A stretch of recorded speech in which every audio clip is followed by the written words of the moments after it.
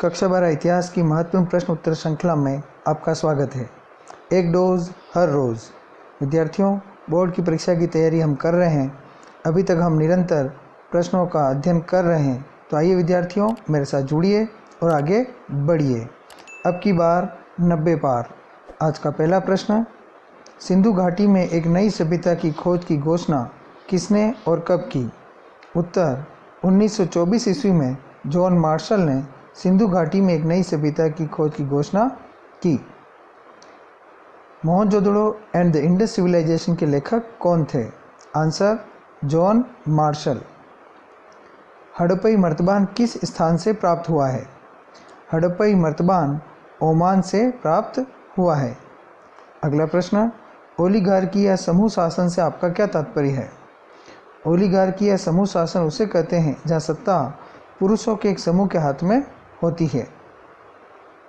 Question number 5, चीनी शासक स्वयं को किस नाम से संबोधित करते थे? आंसर, चीनी शासक स्वयं को स्वर्गपुत्र के नाम से संबोधित करते थे। विद्यार्थियों, यहाँ यह ध्यान देने की बात है कि कुषाण शासक स्वयं को देवपुत्र कहते थे और वह चीनी शासकों से ही प्रभावित थे। अगला प्रश्न, गंध तिंतु जातक नामक कहानी में क्या बताया गया है? गंध तिंतु जातक नामक कहानी में बताया गया है कि एक कुटिल राजा की प्रजा किस प्रकार दुखी रहती है। मनुस्मृति के अनुसार स्त्रियों के लिए धन अर्जित करने के कोई 2 तरीके बताइए। आंसर, महिलाएं धन अर्जित निम्न 2 तरीके से करती है। 1, स्नेह के प्रतीक के रूप में। 2, माता पिता द्वारा दिए गए उपहार के रूप में। मध्यम निकाय किस भाषा में लिखा गया है? आंसर, मध्यम निकाय पाली भाषा में लिखा गया है और यह एक बौद्ध ग्रंथ है। क्वेश्चन नंबर 9, चीनी यात्री ह्वेनसांग भारत कब आया था? आंसर, लगभग 7वीं शताब्दी ईस्वी में। ताराबाद किसे कहा जाता है? दौलताबाद में पुरुष तथा महिला गायकों के लिए बाजार होता था जिसे ताराबाद कहा जाता है। बर्नियर ने मुगल सेना के साथ कहाँ की यात्रा की थी? आंसर, कश्मीर।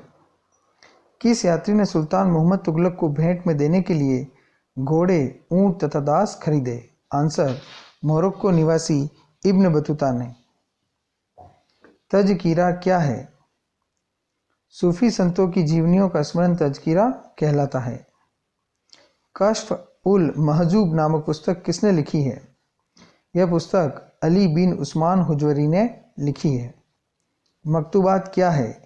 सूफी संतों द्वारा अपने अनुयायियों और सहयोगियों को लिखे गए पत्रों के संकलन को मकतूबात कहा जाता है। विजयनगर के मंदिरों का क्या महत्व था? आंसर, विजयनगर के मंदिर शिक्षा के केंद्र थे। मंदिर धार्मिक, सामाजिक, सांस्कृतिक, आर्थिक केंद्र थे। विजयनगर के शासक किस प्रमुख देवता की ओर से शासन करने का दावा करते थे?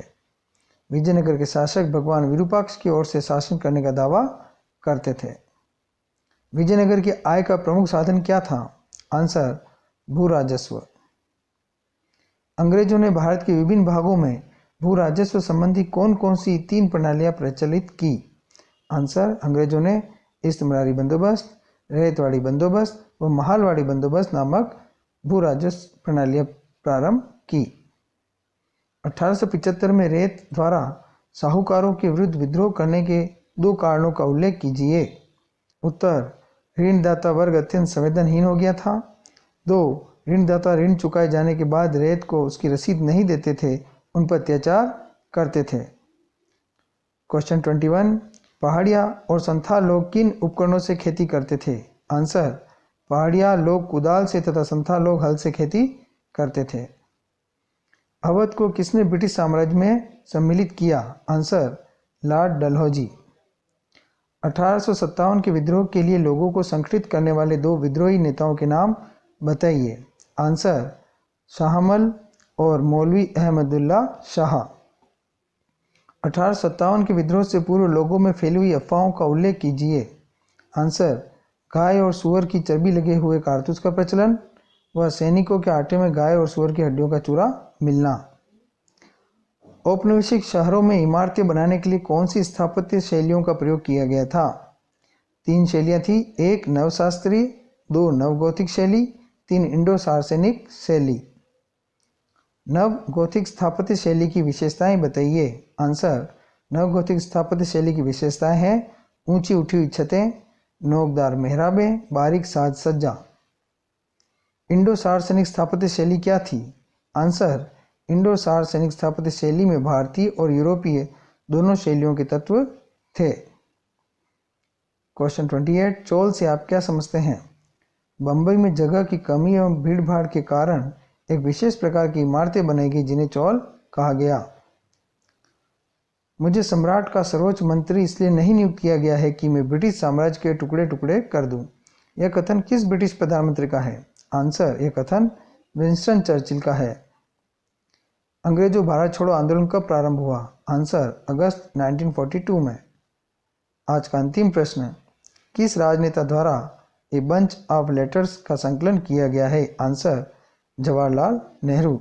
विद्यार्थियों, आज हमने महत्वपूर्ण प्रश्न किए हैं। ये सभी प्रश्न आपके आने वाली बोर्ड की परीक्षाओं के लिए अत्यंत महत्वपूर्ण हैं। निरंतर अध्ययन करते रहिए, मेरे साथ जुड़े रहिए। धन्यवाद।